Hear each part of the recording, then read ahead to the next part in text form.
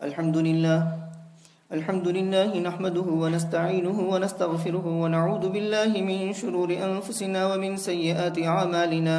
من يهده الله فلا مضل له ومن يضلله فلا هادي له، ونشهد أن لا إله إلا الله وحده لا شريك له، ونشهد أن سيدنا ومولانا محمدا عبده ورسوله صلى الله عليه وعلى آله وأصحابه وبارك وسلم تسليما كثيرا كثيرا. أما بعد فأعوذ بالله من الشيطان الرجيم. بسم الله الرحمن الرحيم. فقاتل في سبيل الله لا تكلف إلا نفسك وحرض المؤمنين. عسى الله أن يكف بأس الذين كفروا والله أشد بأسا وأشد تنكيلا. من يشفع شفاعة حسنة يكن له نصيب منها ومن يشفع شفاعة سيئة يكن له كفل منها وكان الله على كل شيء مقيتا. آمنت بالله صدق الله مولانا العظيم وصدق رسوله النبي الكريم ونحن على ذلك لمن الشاهدين والشاكرين والحمد لله رب العالمين.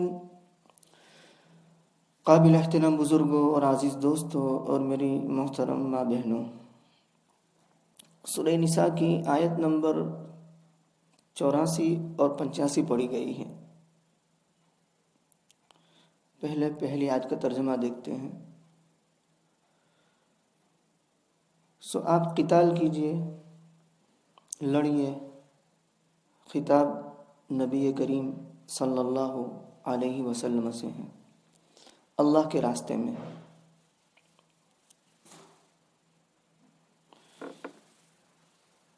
تو ذمہ دار نہیں ہے مگر اپنی جان کا، اور مومنین کو تاکید کر دیجیے. امید ہے کہ اللہ تبارک و تعالی، یا قریب ہے کہ اللہ تبارک و تعالی بند کر دے، روک دے جنگ لڑائی ان لوگوں کی جنہوں نے کفر کیا. یعنی امید ہے کہ اللہ تبارک و تعالی کافرین کی لڑائی کو روک دے. اور اللہ سبحانہ و تعالی بہت زیادہ سخت ہیں لڑائی کے اعتبار سے، اور بہت زیادہ سخت ہے سزا دینے کے اعتبار سے، سخت سزا دینے والے. یہ تو ہوا آیت کا ترجمہ.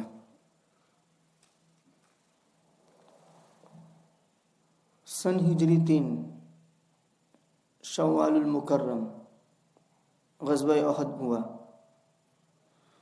غزوہ احد کے اختتام کے بعد نبی کریم صلی اللہ علیہ وسلم ابو سفیان، کفار قریش، مشرکین مکہ، ان کے درمیان یہ وعدہ ہوا، معاہدہ ہوا کہ ذوالقعدہ میں ہم پھر ملیں گے جنگ کرنے کے لیے بدر مقام پر، جس کو مؤرخین غزوہ بدر صغریٰ کہتے ہیں. تو وعدہ ہو چکا تھا. رسول اللہ صلی اللہ علیہ وسلم نے مقام بدر پر جنگ کے لیے، قتال کے لیے جانا چاہا.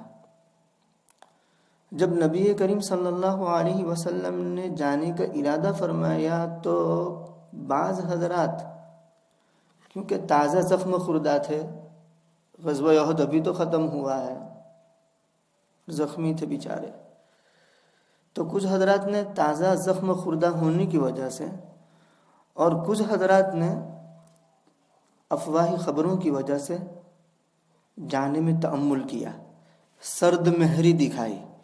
یعنی جو جوش دکھانا چاہیے تھا وہ دکھایا نہیں، اور ذرا پیچھے ہٹ ناگواری سی محسوس ہوئی. یہ آیت نازل ہو گئی، جس آیت میں نبی کریم صلی اللہ علیہ وسلم کی ہدایت دی گئی کہ اے نبی صلی اللہ علیہ وسلم، یہ کچے مسلمان اگر آپ بدر صغرا کے لیے نکل رہے ہیں اور وہ تیار نہیں ہیں تو آپ تنہا قتال کے لیے نکل جائیے، ان کی پرواہ نہ کیجیے، وہ آپ کے ساتھ آئے نہ آئے لیکن آپ قتال کے لیے نکل جائیے۔ یہ ہدایت ملتے ہی نبی کریم صلی اللہ علیہ وسلم اپنے 70 ہمراہیوں کو لے کر کے بدر صغرا کی طرف نکل پڑے، اور جب نبی کریم صلی اللہ علیہ وسلم نکل پڑے اور وہاں پہنچے تو اللہ رب العزت نے اصل اللہ جس میں امید دلائی گئی ہے، اور وہ امید حقیقت میں وعدہ ہے، اس وعدے کے مطابق اللہ تبارک و تعالیٰ نے ابو سفیان اور اس کے ساتھی جو آنے والے تھے مکۃ المکرمہ سے، ان کے دلوں میں ایسا خوف اور رعب ڈال دیا کہ وہ بدر صغرا پہنچے ہی نہیں، مرعوب ہو گئے، مغلوب ہو گئے۔ رسول اللہ صلی اللہ علیہ وسلم اور وہ 70 ساتھی سلامت باکرامت لوٹ آئے، واپس تشریف لائے۔ اللہ رب العزت نے نبی کریم صلی اللہ علیہ وسلم کو غالب فرمایا۔ تو یہاں یہ حکم دیا گیا ہے، غور کرنے کی بات یہ ہے کہ ایک طرف تو اللہ تبارک و تعالیٰ نے نبی کریم صلی اللہ علیہ وسلم کو یہ حکم دیا کہ آپ اللہ کے راستے میں تنہا قتال کیجیے، اگر آپ کے ساتھ صحابہ نہیں آتے تو ان کی پرواہ نہ کیجیے، آپ اپنا فریضہ سر انجام دیجیے۔ لیکن دوسری طرف یہ بھی حکم دیا کہ جو دوسرے مسلمان ہیں ان کو جہاد کی ترغیب کا کام نہ چھوڑ دیے، جہاد کی ترغیب ان کو دیجیے۔ جہاد کی ترغیب ان کو دینے کے بعد آپ پر کوئی ذمہ داری نہیں، آپ مسئول نہیں، آپ کی باس پرس نہیں ہوگی۔ کیوں؟ لا تکلف الا نفسک، آپ اپنی جان کے مکلف ہیں۔ اور مومنین کو تاکید کر دیجیے، یعنی کہ اس قتال کی مومنین کو ترغیب اور تاکید کر دینے کے بعد بھی وہ قتال کے لیے آمدہ نہیں ہوتے تو آپ کی باس پرس یہاں نہیں ہوگی، آپ مسئول اور ذمہ دار نہیں ہوں گے۔ عسى اللہ، یہ وعدہ، امید ہے کہ اللہ تبارک و تعالیٰ کافرین کی جنگ کو روک دے، اور اس کی صورت یہ ہوئی کہ ان کے دلوں میں رعب پڑ گیا اور وہ آئے نہیں، چنانچہ وہ وعدے میں جھوٹے ٹھہرے۔ کون؟ ابو سفیان اور اس کے ساتھی۔ لیکن ظاہر بات ہے کہ تنہا قتال کے لیے نکلنے میں ایک خطرہ ہو سکتا ہے مغلوبیت کا، تو اس خطرے کا ازالہ اس جملے سے کیا۔ کون سے جملے سے؟ عسى اللہ ان یکف باس الذین کفروا سے، کہ قریب ہے، امید ہے کہ اللہ تبارک و تعالیٰ کافرین کی جنگ کو روک دے۔ اور اس کی دلیل آگے یہ بیان کی کہ کیوں جنگ کو روک دے اور کیوں آپ تنہا ہونے کے باوجود فاتح اور غالب ہوں گے۔ تو کہا کہ اللہ اشد باسا و اشد تنکیلا، دشمن چاہے کتنا ہی طاقتور ہو، کتنا ہی زوراور ہو، لیکن اللہ تبارک و تعالیٰ کی طاقت کے مقابلے میں، اللہ تبارک و تعالیٰ کی پاور کے مقابلے میں، اللہ تبارک و تعالیٰ کی جو قوت ہے اس کے مقابلے میں قوت، دشمنوں کی قوت کوئی حیثیت نہیں رکھتی۔ جب دشمنوں کی قوت کوئی حیثیت نہیں رکھتی اور اللہ تبارک و تعالیٰ کی اعانت آپ کے ساتھ ہے تو آپ ہی غالب رہیں گے، اور وہ ہوا۔ یہ تو ہوئی پہلی آیت۔ دوسری آیت کا ترجمہ دیکھتے ہیں۔ جو اچھی سفارش کرے تو اس کے لیے اس میں سے، یعنی اس سفارش کرنے کی وجہ سے، من سببیہ ہے، یعنی با کے معنی میں ہے، یعنی بی سببیہ، یوں اچھی سفارش کرنے کی وجہ سے اس کو اس میں سے حصہ ملے گا، یعنی اس کا حصہ ہوگا اچھی سفارش کی وجہ سے۔ اور جو بری سفارش کرے تو اس کے لیے اس میں سے حصہ ہوگا، یعنی اس کی وجہ سے اس کا حصہ ملے گا۔ اور اللہ تبارک و تعالی ہر چیز پر قدرت رکھنے والے ہیں، طاقت رکھنے والے ہیں۔ مقید کے 3 ترجمے کیے ہیں، ترتیب سے اس کے پر آتے ہیں ہم۔ اس آیت کریمہ میں اللہ تبارک و تعالیٰ نے شفاعت کو 2 قسموں میں منقسم فرما کر کے اس کی حقیقت کو واضح فرما دیا کہ کون سی شفاعت درست ہے اور قابل اجر ہے، اور کون سی شفاعت درست نہیں ہے اور قابل وزر ہے۔ پہلے شفاعت کا معنی سمجھ لیں۔ شفع یشفع، اس کا معنی ہے ملانا، جوڑنا۔ اسی سے اہل علم حضرات جانتے ہیں کہ ہماری ہدایہ آخرین کے اندر جو 4تھا جزو شروع ہوتا ہے رابع، اس کا پہلا چیپٹر ہے باب الشفاع۔ تو وہاں شفاع کا مطلب کیا ہے؟ شفیع ہمارے یہاں 3 ہے: شریک فی حق المبی، شریک فی نفس المبی اور جار محض۔ شریک فی نفس المبی کا مطلب یہ کہ ساجد اور ماجد دونوں ایک مکان میں پارٹنر ہیں۔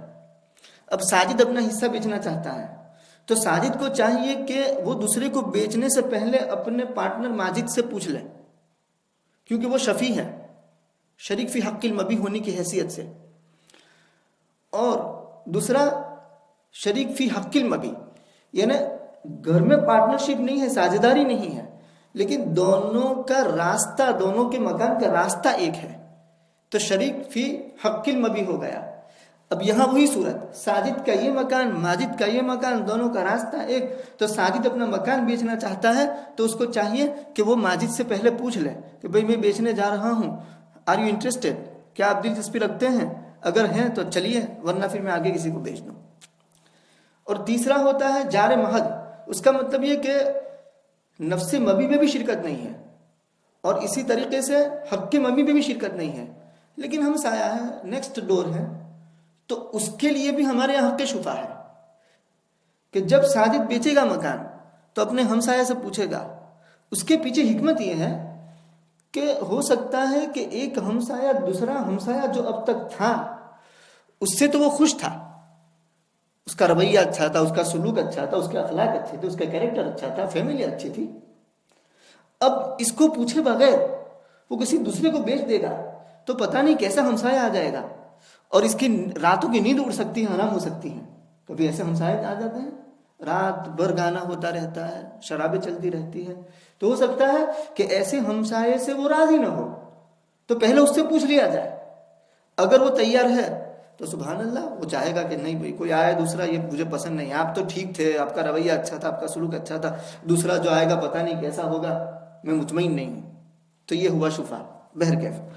تو وہاں شفے کا مطلب کیا ہے کہ ساجد جو اپنا مکان بیچنے جا رہا ہے، اب ماجد یا تو نفس مبی میں شرکت کی وجہ سے وہ حصہ اپنے حصے کے ساتھ جوڑ لیتا ہے، یا حق مبی میں شرکت کی وجہ سے وہ حصہ اپنے ساتھ جوڑ لیتا ہے، یا جار محض کی وجہ سے اس کا حصہ اپنے ساتھ جوڑ لیتا ہے، تو یہ جوڑنا ہوا۔ اسی سے والفجر ولیال عشر والشفع والوتر، وتر کے مقابلے میں جو شفع ہوتا ہے، پیر، جوڑ، وتر طاق عدد کو کہتے ہیں، اور شفع جفت کو کہتے ہیں۔ جفت کو جفت اسی لیے کہتے ہیں کہ وہ ملا ہوا ہے، جوڑا ہوا ہے۔ اب یہاں کیسے چسپا کیا جائے گا کہ کہا ایک طالب حق جو کمزور ہے وہ اپنا حق مانگ نہیں سکتا، تو اس طالب حق کے ساتھ کوئی دوسرا جڑ جاتا ہے اور اس کو قوی کر دیتا ہے اور اوپر تک پہنچا دیتا ہے۔ یا ایک شخص بےکس ہے، نہتہ ہے، کمزور ہے، ایک دوسرا اس کے ساتھ مل جاتا ہے اور مل کر کے وہ جوڑا بن جاتے ہیں، تو اس میں قوت آ جاتی ہے۔ تو اب یہاں یوں سمجھا جائے گا کہ مثال کے طور پر ایک شخص ہے، علم نہیں ہے، فہم نہیں ہے، بیان اور لسان پر قدرت نہیں ہے، یعنی اس کی زبان نہیں چلتی ایسی جیسی چلنی چاہیے، وہ جیسی بات رکھنی چاہیے وہ رکھ نہیں سکتا۔ تو اب کوئی دوسرا جو فصیح ہے، بلیغ ہے، علم والا ہے، فہم والا ہے، وہ اس کی جانب سے سفارش کرتا ہے اس کے لیے اوپر تک پہنچنے کے لیے۔ یا تھوڑی دیر کے لیے مان لو کہ یہ علم و فہم ہی رکھتا ہے، زبان بھی ہے، لسان بھی ہے، بیان پر قدرت بھی ہے، لیکن اوپر تک اس کی رسائی نہیں ہے، اپروچ نہیں ہے، تو اس کو اوپر تک پہنچانے کے لیے ایک دوسرا بندہ جڑ گیا اور سفارش کر دی۔ یہ ہے شفاعت کا معنی۔ یہ تو ہوا شفاعت کا معنی۔ اور شفاعت کی دو قسمیں، شفاعت حسنہ اور شفاعت سیئہ۔ شفاعت حسنہ اس کا مطلب یہ کہ جس کے لیے شفاعت کی جاتی ہے اس کا مطالبہ حق اور جائز ہو، نمبر ایک، اور شفاعت جو کی جا رہی ہے وہ جائز طریقے سے کی جا رہی ہو، کسی پر دباؤ ڈالنا نہ ہو، اپنی وجاہت کا دباؤ ڈالنا نہ ہو، اپنے تعلقات کا دباؤ ڈالنا نہ ہو۔ آج کل شفاعت جو ہے اس کا حلیہ بگڑ گیا ہے۔ آج کل شفاعت جو کی جاتی ہے اس میں تعلقات کا دباؤ ڈالا جاتا ہے، وجاہت کا دباؤ ڈالا جاتا ہے، اپنے انفلوئنس اور اثر اور رسوخ کا دباؤ ڈالا جاتا ہے، اور سامنے والے کو مجبور کیا جاتا ہے کہ یہ سفارش قبول کرے۔ حالانکہ ایسا کرنا کسی پر اس کے ضمیر اور اس کی ضمیر اور مرضی کے خلاف اس پر جبر کرنا، اس پر دباؤ ڈالنا، یہ تو ایک قسم کا اکراہ ہے اور ایک قسم کا اجبار ہے اور وہ گناہ ہے. اور جب اسی لیے اس کی شفاعت قبول نہیں کی جاتی تو کیا ہوتا ہے؟ وہ ناراض ہوتا ہے، بلکہ دشمنی پال لیتا ہے، کینہ پال لیتا ہے، حسد پال لیتا ہے کہ میری شفاعت کیوں قبول نہیں ہوئی، میری سفارش کیوں قبول نہیں ہوئی. تو اس طریقے سے گویا کہ دشمنیاں بڑھتی ہیں. تو آج شفاعت کا حلیہ بگڑ گیا ہے. نبی کریم صلی اللہ علیہ وسلم کی سیرت میں شفاعت کی بہترین تعریف اگر لینی ہو تو ہم بریرہ کے واقعے سے لے سکتے ہیں. وہ کیا ہے بریرہ کا واقعہ؟ بریرہ کے واقعے میں یوں آتا ہے کہ ابن عباس یوں فرماتے ہیں کہ جو بریرہ کا شوہر مغیث تھا وہ غلام تھا. کأنی انظر الیہ یطوف فی خلفہا یبکی دموعہ تسیل علی لحیتہ. ابن عباس کہتے ہیں کہ مغیث کا منظر میری نظروں کے سامنے ہے. وہ منظر کشی کرتے ہیں کہ مدینہ کی گلیوں میں مغیث مارا مارا پاگل اور دیوانے کی طرح بریرہ کے پیچھے گھومتا تھا. اتنا لٹو اور پاگل تھا حضرت مغیث بریرہ کے. اس کے پیچھے گھومتے تھے. وہ دموع تسیل علی لحیتہ، ایسے لٹو اور پاگل ہو گئے تھے کہ آنسو جو تھے وہ داڑھی پر بہہ رہے تھے، اتنے آنسو نکل رہے تھے. فقال النبی صلی اللہ علیہ وسلم یا عباس، حضرت نبی کریم صلی اللہ علیہ وسلم نے عباس رضی اللہ عنہ سے فرمایا الا تعجب من حب مغیث بریرۃ ومن بغض بریرۃ مغیثا، کیا تمہیں تعجب نہیں ہوتا کہ مغیث کس قدر محبت کرتے ہیں، عشق کے درجے تک محبت ہیں بریرہ سے، اور دوسری طرف بریرہ کو مغیث سے کتنی نفرت ہے، یعنی بغض کی انتہا ہے اور یہاں محبت کی انتہا ہے. وہ ایک لطیفہ یاد آیا. ایک دیوانے کو شہزادی سے محبت ہو گئی تو کسی منچلے نے پوچھا کہ کہاں تک معاملہ پہنچا. الحمدللہ آدھا تو طے ہو چکا ہے، میں تو راضی ہوں، بس اس کی طرف سے ہاں کہنے کی ضرورت ہے. تو ایک طرف محبت ہی محبت اور دوسری طرف نفرت ہی نفرت. تو نبی کریم صلی اللہ علیہ وسلم نے فرمایا لو راجعتی ہی، اگر تو رجوع کر لیتی مغیث کی طرف، میں نے ایز اے ہسبینڈ رہنے دیتی. تو بریرہ نے پوچھا یا رسول اللہ اتأمر، آپ حکم دے رہے ہیں؟ تو نبی کریم صلی اللہ علیہ وسلم نے فرمایا انما اشفع، جسٹ انٹرسیشن، شفاعت ہے، سفارش ہے، حکم نہیں ہے. تو بریرہ نے بھی صاف کہہ دیا فلا حاجت لی فی، پھر مجھے اس کی کوئی ضرورت بھی نہیں ہے. I am not interested in ہم، مجھے اس میں کوئی دلچسپی نہیں ہے. نبی صلی اللہ علیہ وسلم نے مائنڈ نہیں کیا. کسی بھی روایت میں اشارہ بھی نہیں ملتا کہ آپ نے مائنڈ کیا ہو، آپ ناراض ہوئے ہوں کہ میری شفاعت کیوں نہیں مانی گئی. کیا آج شفاعت کا یہ حال رہ گیا ہے؟ آج شفاعت نہ مانی جائے تو وہ تو دشمنی پال لیتا ہے. تو شفاعت کسے کہتے ہیں اس کی بہترین تعریف سمجھنی ہو تو نبی کی شفاعت سے سمجھی جا سکتی ہے. کہ بریرہ سے کہا اور اس نے انکار کر دیا، نبی نے کوئی مائنڈ نہیں کیا اور اس کے بعد اس کے خلاف کوئی کارروائی نہیں کی، آپ نے بصد دل قبول کر لیا، بخوشی قبول کر لیا کہ ٹھیک ہے آپ کی مرضی نہیں ہے تو کوئی بات نہیں، کوئی دباؤ نہیں ڈالا. تو یہ ہے شفاعت. تو شفاعت کرتے وقت اپنے اثر اور رسوخ کا ایسا استعمال نہ ہو کہ وہ بیچارہ دباؤ میں آ جائے اور دباؤ کے ماتحت وہ فیصلہ کرنے پر مجبور ہو جائے اور شفاعت قبول کرنے پر مجبور ہو جائے. تو شفاعت کا مطلب صرف اتنا ہے کہ آپ اپنی بات رکھ دیں، اس کے بعد مطلوبہ کام ہو نہ ہو اس سے کوئی سروکار نہیں. شفاعت کا اجر و ثواب مل جائے گا بشرطے کہ شفاعت جائز اور حق مطالبے کے لیے ہو اور شفاعت جائز طریقے سے ہو. اچھا، کیسے امور میں شفاعت نہیں ہونی چاہیے؟ ناجائز مطالبہ ہو اس میں شفاعت نہیں ہو، یا اللہ تبارک و تعالیٰ کی حدود میں سے کسی حد کے اندر جبکہ وہ حد کا معاملہ حاکم تک پہنچ چکا ہے تو پھر شفاعت کی گنجائش نہیں ہے. امام بخاری رحمۃ اللہ علیہ نے ترجمۃ الباب قائم کیا ہے باب کراہیت الشفاعت فی حد من حدود اللہ اذا رفع الی السلطان، کہ شفاعت کی کراہت اللہ کی حدوں میں سے کسی حد میں جبکہ معاملہ سلطان تک پہنچ جائے تو اس وقت شفاعت نہیں ہونی چاہیے. کراہیت یعنی حرمت ہوگی. اور پھر وہ واقعہ لائے کون سا کہ ان قریشا اہمہم شأن المرأة المخزومیہ، قریش کے اندر مخزومیہ، فاطمہ، اس کا نام بھی فاطمہ، اس نے چوری کی. چنانچہ قریش فکر مند ہوئے کہ اب کیا کہے. من یکلم فیہا رسول اللہ صلی اللہ علیہ وسلم، who will speak about her to رسول اللہ صلی اللہ علیہ وسلم، کون اس کے متعلق نبی سے بات کرے گا صلی اللہ علیہ وسلم. انہوں نے سوچا، غور کیا. فقالوا من یشتری علی هذا الا اسامہ حب رسول اللہ صلی اللہ علیہ وسلم. اس کی جرأت تو صرف اسامہ کر سکتے ہیں جو نبی کے بہت ہی بیلوڈ محبوب چہیتے ہیں. وہ سفارش کر سکتے ہیں، وہ شفاعت کر سکتے ہیں. فکلمہ، تو حضرت اسامہ نے نبی کریم صلی اللہ علیہ وسلم سے اس سلسلے میں کلام کیا. یعنی ذرا لچک پیدا کر دیں، چھوڑ دیں، اس طریقے سے. نبی کریم صلی اللہ علیہ وسلم نے فرمایا تشفعوا فی حد من حدود اللہ، کہ اللہ کی حدوں میں سے ایک حد میں تم شفاعت کرتے ہو. فقام واختتب، کھڑے ہوئے اور خطبہ دیا. تقریر کی اس وقت آپ نے، اور وہ تقریر کا لب لباب یہ ہے، آپ نے یوں فرمایا کہ ان من کان قبلکم یا اہلک من کان قبلکم، اہلک من کان قبلکم، جو تم سے پہلے تھے ان کو ہلاک کر دیا. کس چیز نے؟ اس کا فاعل یہ آیا کہ انہم کانوا اذا سرق فیہم الشریف ترکوہ وَإِذَا سَرَقَ فِيهِمْ الضَّعِيفُ أَقَامُوا عَلَيْهِ الْحَدَّ. کہا کہ تم سے پہلے لوگوں نے اس بات، تم سے پہلے لوگوں کو اس بات نے ہلاک کر دیا کہ ان میں جب کوئی شریف خاندان کا، معزز خاندان کا چوری کرتا، عزت والا چوری کرتا، تو ترکوہ، اس کو چھوڑ دیتے، اس پر سزا جاری نہیں فرماتے تھے. اور اگر بیچارہ کمزور قسم کے لوگ معاشرے میں جو ہوتے ہیں وہ چوری کرتے تو ان پر حد جاری کرتے. اس چیز نے ان کو ہلاک کر دیا. اور اس کے بعد آپ نے جو جملہ کہا ہے اس سے تو دل ہل جاتا ہے. آپ نے فرمایا ایم اللہ لو ان فاطمہ بنت محمد سرقت لقطعت یدہا. یہ تو فاطمہ مخزومیہ ہے.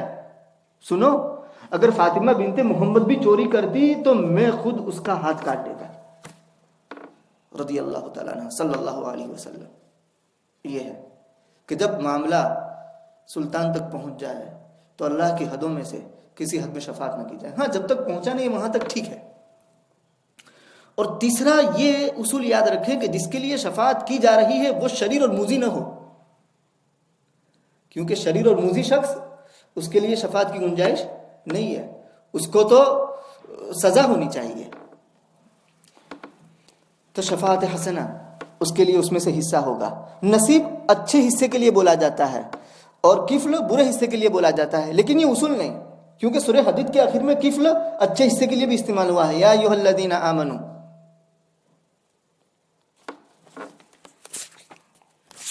اتقوا اللہ وآمنوا برسولہ یؤتکم کفلین من رحمتہ ویجعل لکم نورا تمشون بہ. اللہ تعالیٰ فرماتے ہیں کہ ایمان والو، ہاں، اللہ سے ڈرو اور رسول پر ایمان لاؤ، اللہ تمہیں اپنی رحمت کے 2 حصے دے گے. تو رحمت کا حصہ تو خیر ہی خیر ہوتا ہے، اچھا ہی اچھا ہوتا ہے. تو وہاں کفل اچھے حصے کے لیے، اچھے پورشن کے لیے استعمال ہوا ہے. تو یہ اصول نہیں ہے، بہرکیف ایک دوسرے کے لیے استعمال ہو جاتے ہیں.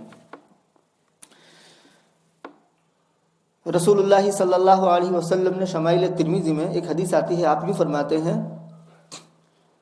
کہ ابلغونی حاجت من لا یستطیع ابلاغها، تم مجھ تک ان لوگوں کی حاجت پہنچاؤ جو اپنی حاجت کے پہنچانے کی سکت اور طاقت نہیں رکھتے، ایبیلٹی نہیں رکھتے. کیوں؟ فَإِنَّ مَنْ أَبْلَغَ سُلْطَانًا حَاجَةَ مَنْ لَا يَسْتَطِيعُ إِبْلَاغَهَا ثَبَّتَ اللَّهُ قَدَمَيْهِ. اس لیے کہ جو شخص کسی کی حاجت کو کسی صاحب اقتدار تک پہنچا دیتا ہے، اس میں نبی خاص نہیں، کوئی بھی بڑا آدمی اس تک وہ اس کی حاجت پہنچا دیتا ہے، شفاعت کرتا ہے، تو اللہ تبارک و تعالیٰ کل قیامت کے دن اس کے قدموں کو ثابت قدم رکھیں گے. جس دن بہت سارے قدم پھسل جائیں گے، ڈگمگا جائیں گے، تو اس وقت اس کو ثابت قدم رکھیں گے. یہ اس کی فضیلت ہے. اور آپ نے یوں فرمایا کہ اشفعوا فلتوجروا، تم شفاعت کرو تمہیں اجر ملے گا. اور پھر آپ نے یوں فرمایا کہ اللہ تبارک و تعالیٰ اپنے نبی کی زبان پر جو بھی فیصلہ جاری کر دے وہ الگ بات ہے، شفاعت قبول ہو نہ ہو وہ الگ بات ہے، لیکن تمہیں شفاعت کا اجر و ثواب مل جائے گا. الدال علی الخیر کفاعلہ، خیر کے اوپر رہنمائی کرنے والا ایسا ہے جیسے خود خیر کرنے والا ہو. اسی لیے وہ حدیث میں یوں آتا ہے کہ من عان علی مسلم بشطر کلمۃ، کہ جس نے کسی مسلمان کی مدد کی، ہیلپ کی، ایک آدھی کلمے کے ذریعے، اقتل قتل کر، تو اس میں وہ صرف اتنا بولا کیا؟ اق. مجھے یاد آیا پریسٹن میں ایک واقعہ آیا، چند سال ہو گئے. ایک شخص جو مجرم ہوگا، کرائم میں ملوث ہوگا، جرم میں ملوث ہوگا، ڈرگ والے جو ہوتے ہیں، تو ہماری کمیونٹی کے ایک نوجوان لڑکا، اس نے اس کے بارے میں صرف اتنا اشارہ کیا تھا، یعنی وہ اس کو قتل کر دو. تو باقاعدہ اس کے خلاف مقدمہ ہوا اور وہ جیل میں ہے. وہ قتل میں ملوث نہیں ہے، باقاعدہ قتل میں ملوث نہیں، صرف اشارہ کیا تھا. تو مجھے یہ حدیث پر جب بھی گزرتا ہوں تو وہ یاد آتا ہے کہ یہ جو قانون بنا رہے ہیں اور فالو کر رہے ہیں وہ بالکل شریعت کے سے ماخوذ ہیں، کیونکہ وہ قتل میں معاون اور مددگار بنا، اور وہ حدیث سے لیا گیا ہے. من عان علی مسلم، من عان علی قتل مسلم، جو کسی مسلمان کے قتل پر بشطر کلمۃ، آدھی کلمے کے برابر بھی شرکت کر لے، یعنی معاون اور مددگار ثابت ہو جائے، تو لقی اللہ، وہ اللہ سے ملے گا. کس حال میں؟ آئس مکتوب بین عینیہ آئس من رحمت اللہ، اس کی دونوں آنکھوں کے درمیان پیشانی پر لکھا ہوگا کہ ھذا آئس من رحمت اللہ، یہ اللہ تبارک و تعالیٰ کی رحمت سے مایوس بندہ ہے. تو شفاعت اللہ تبارک و تعالیٰ کے احکام میں سے کسی حق میں اور کسی حد میں آڑے نہیں آنی چاہیے. من حالت شفاعت دون حد من حدود اللہ، جس کی شفاعت اللہ کی حدوں میں سے کسی حد کے ورے آ گئی، آڑے آ گئی، تو اس پر وعید ہے. فقد خاصم فی باطل، تو گویا کہ اس نے باطل میں جھگڑا کیا اور وہ جانتا ہے کہ باطل پر ہے، پھر بھی وہ باطل پر آڑا رہتا ہے، تو وہ اللہ کی ناراضگی میں رہتا ہے یہاں تک کہ وہ اس سے باز آ جائے. تو جس نے اللہ تبارک و تعالیٰ کے حدود میں سے کسی حد میں آڑے بن کر کے شفاعت کر دی اور اس کی شفاعت کی وجہ سے وہ حد رک گئی، تو اس نے اللہ تبارک و تعالیٰ کی مخالفت کی. اور جس نے باطل میں جھگڑا کیا حالانکہ وہ جانتا ہے کہ وہ باطل پر ہے، تو وہ اللہ کی ناراضگی میں رہتا ہے جب تک کہ وہ اس سے باز نہ آ جائے. ومن قال فی مؤمن ما لیس فیہ، اور جس نے مومن کے بارے میں کوئی ایسی بات کہی کہ جو اس میں نہیں ہے، تو اسکنہ اللہ فی رتبۃ الخبار حتی یخرج مما قال، تو اللہ تبارک و تعالی جہنمیوں کے جسم سے نکلنے والے پیپ کے اندر اس کو ٹھہرائیں گے، رکھیں گے، یہاں تک کہ وہ اس بات سے نکل جائے جو اس نے کہی ہے. تو یہ شفاعت کا پروٹوکول ہے، پورا ایک پروٹوکول دیا ہے، پوری ایک گائیڈ لائن اور رہنما خطوط دیے ہیں، اس کو فالو کر کے شفاعت کی جائے گی. اور جو بری شفاعت میں یہ بھی آ جائے گا، مثال کے طور پر ایک شخص کسی کو چھوٹا موٹا عہدہ دلانا ہے، منصب دلانا ہے، اور وہ اس کا اہل نہیں ہے، اور اس کے لیے شفاعت کی، اور اس کی شفاعت پر اس کو وہ منصب مل گیا، تو یہ گناہ کی شفاعت ہے، اس پر گناہ ہوگا، یہ جائز نہیں ہے. کیوں؟ اس لیے کہ ایک نااہل کے لیے شفاعت کی اور تمہاری شفاعت کی وجہ سے اس کو منصب سپرد کر دیا گیا. اب وہ منصب ایسا ہے کہ جس سے عوام کا تعلق ہے، تو عوام کے ساتھ خیانت ہوئی اور عوام کے ساتھ ظلم ہوگا، عوام کے ساتھ خیانت ہوگی اور ظلم ہوگا. چنانچہ ایسی شفاعت بھی حرام کہ ہماری شفاعت کی وجہ سے ایک شخص جو اہل نہیں ہے، ہماری شفاعت کی وجہ سے اس کو وہ عہدہ مل گیا، اب وہ عہدے پر براجمان ہو کر کے ظلم ڈھائے گا اور جو بیچارے کمزور قسم کے لوگ ہیں ان کا حق مارے گا، تو خیانت ہوگی سب کے ساتھ. تو ایسی شفاعت بھی، یا سودی معاملہ ہے، جوئے کا معاملہ ہے، قمار کا معاملہ ہے، ایسے امور میں شفاعت کرنا، یہ سب گناہ میں شفاعت سمجھی جائے گی، تو کفل منہا ہوگا. وکان اللہ علی کل شیء مقیتا، اور اللہ تبارک و تعالی ہر چیز پر قدرت رکھنے والے ہیں. مقیت کے 3 معنی کیے گئے ہیں، 3 ترجمے کیے گئے ہیں، 3 تفسیر کی گئی ہے. نمبر 1، اصل میں مقیت کا معنی پہلے سمجھ لیں. مقیت قوت سے ہے. قوت کسے کہتے ہیں؟ اللہ تبارک و تعالیٰ کی صفت ہے الموصل الی کل احد قوتہ، ہر ایک تک اس کی خوراک پہنچانے والا. قوت سے ہے، ہر ایک تک اس کی خوراک پہنچانے والا. ومعلوم انہ لا یکون الا من المقتدر، ہر ایک تک اس کی خوراک کون پہنچا سکتا ہے؟ جو قادر ہو، جو قدرت والا ہو، وہی پہنچا سکتا ہے. فادرک المقیت وارید المقتدر، تو مقیت بولا گیا ہے اور مقتدر معنی مراد لیا گیا ہے، کیونکہ ہر ایک تک خوراک پہنچانے کی طاقت اور قدرت اللہ تبارک و تعالیٰ ہی کے اندر ہے، تو اس کو مد نظر رکھتے ہوئے قدرت والا ترجمہ کیا گیا ہے. اور مقیت اس کا دوسرا ترجمہ نگہبان، کیونکہ نگہبانی کے لیے قوت کی ضرورت ہے، پاور اور طاقت کی ضرورت ہے. بھائی واچ مین ذرا ہٹا کٹا موٹا دیکھ کر کے ہم منتخب کرتے ہیں تاکہ کوئی چوری کرنے والا آئے تو وہ دیکھ کر کے ڈر جائے. کیوں؟ اس کی قوت کو دیکھ کر کے ڈر جائے. تو اس کا دوسرا ترجمہ کیا ہوا؟ نگہبان، محافظ. تو یہاں مقیت کا معنی نگہبان اس معنی کر ہوا، پہلے اس کو سمجھ لو کہ مقتدر کس معنی کر. تو کہا کہ اللہ تبارک و تعالیٰ عمل کرنے والے کو اور شفاعت کرنے والے کو اس کے عمل کا اور اس کے شفاعت کا اجر دیں گے. اجر دینے میں اللہ تبارک و تعالیٰ کو یا اس کی سزا دینے میں اللہ تبارک و تعالیٰ کو کوئی دشواری نہیں ہے، وہ قادر ہے. یہ معنی مقتدر کے اعتبار سے. اور نگہبان کے اعتبار سے معنی یہ ہوگا کہ کون کس نیت سے شفاعت کرتا ہے. اللہ تبارک و تعالیٰ دلوں کے حال سے واقف ہے. اگر مومن کو دل خوش کرنے کے لیے شفاعت کرتا ہے اور اللہ کو راضی کرنے کے لیے شفاعت کرتا ہے تو اس کو اجر ملے گا. اور اگر شفاعت کے پیچھے اپنی غرض حاصل کرنا مقصود ہو، رشوت کے طور پر اپنا کوئی کام نکلوانا مقصود ہو، تو پھر وہ شفاعت پر کوئی اجر و ثواب ملے گا نہیں. اور تیسرا معنی مقیت کا ہے رزق رساں، روزی پہنچانے والا. یعنی اللہ تبارک و تعالی رزق کے تقسیم کرنے والے ہیں. نحن قسمنا بینہم معیشتہم فی الحیات الدنیا ورفعنا بعضہم فوق بعض. اللہ رزق کی تقسیم کرنے والے ہیں. تو یہ نہیں ہے کہ شفاعت اگر قبول نہیں ہوئی تو روزی بند ہو جائے گی، یا شفاعت قبول ہوئی تو روزی بڑھ جائے گی. نہیں، شفاعت قبول ہو یا نہ ہو تمہارے مقدر میں جو لکھا ہے وہ مل کر رہے گا، اور شفاعت جس کے لیے کی جا رہی ہے اس کے مقدر میں جو ہے وہ بھی اس کو مل کر رہے گا. لیکن تمہیں اپنی شفاعت کا اجر و ثواب مل جائے گا، چاہے اس کو مطلوبہ جس کام کے لیے شفاعت کی گئی ہے وہ قبول ہو یا مطلوب ہو نہ ہو، اس سے کوئی سروکار نہیں ہے. یہ ہے شفاعت کا مطلب. اللہ رب العزت کہنے سننے سے زیادہ قابل عمل باتوں پر عمل کرنے کی توفیق عطا فرماوے. وآخر دعوانا الحمدللہ رب العالمین.